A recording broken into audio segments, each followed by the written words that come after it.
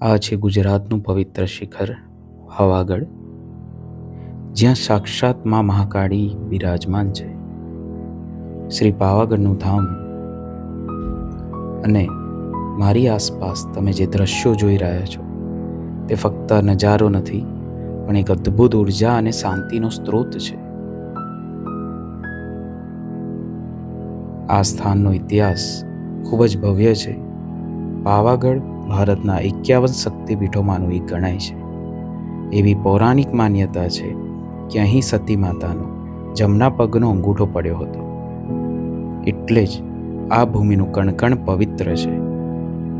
ધાર્મિક મહત્વ ઉપરાંત આ પહાડ પર કિલ્લાનું સંકુલ, જેને ચાંપાનેર પાવાગઢ પુરાતત્વ ઉદ્યાન કહેવામાં આવે છે, તે યુનેસ્કોની વર્લ્ડ હેરિટેજ સાઇટ પણ છે. અહીંના દરેક પથ્થર અને દરેક પગથિયું સદીઓ જૂની ગાથા સંભળાવે છે. ખરેખર આ પર્વતને પવનનો પહાડ એટલે કે પાવાગઢ યોગ્ય જ કહેવામાં આવ્યો છે, કારણ કે અહીં ટોચ પર પહોંચતા જ આપણને સ્વર્ગની અનુભૂતિ થાય છે. અહીં માતાજીના મંદિર સુધી પહોંચવા લગભગ 2200થી 2500 પગથિયાં ચડવા પડે છે, જેમાં સામાન્ય રીતે 2 થી 3 કલાક લાગી શકે છે.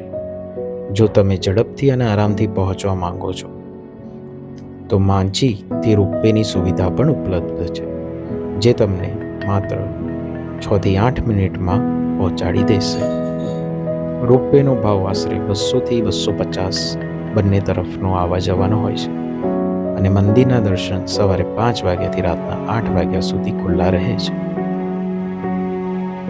તમને જાણીને ગર્વ થશે કે લગભગ 500 વર્ષ પછી વર્ષ 2022માં આ મંદિરના શિખર પર ફરી એકવાર ધજા ફરકાવવામાં આવી, જે આપણા સંસ્કૃતિના ગૌરવની વાપસીનું પ્રતીક છે. આ સ્થાનનું ધાર્મિક અને ઐતિહાસિક મહત્વ અજોડ છે. અહીં આ ભૂમિ પર ઋષિ વિશ્વામિત્રીએ તપ કર્યું હતું, અને મહાકાળી માતાએ એક રક્તબીજ નામના રાક્ષસનો વધ પણ કર્યો હતો. આ મંદિર લગભગ 10મી થી 11મી સદી જૂનું છે.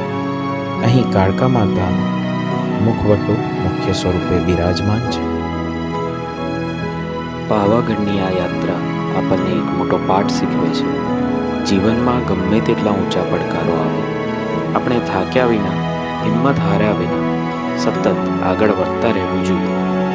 યાદ રાખો, જે મહેનતથી ચઢાણ પૂર્ણ કરે છે તેને જ સફળતાનો સાચો અને મીઠો આનંદ મળે છે.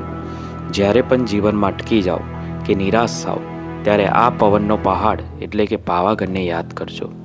માતાજી હંમેશા આપણને શક્તિ અને સકારાત્મકતા આપે.